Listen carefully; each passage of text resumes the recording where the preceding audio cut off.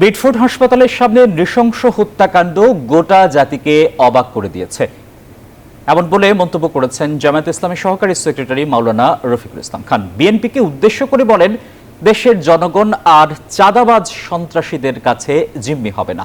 Rafiqul Islam Khan ও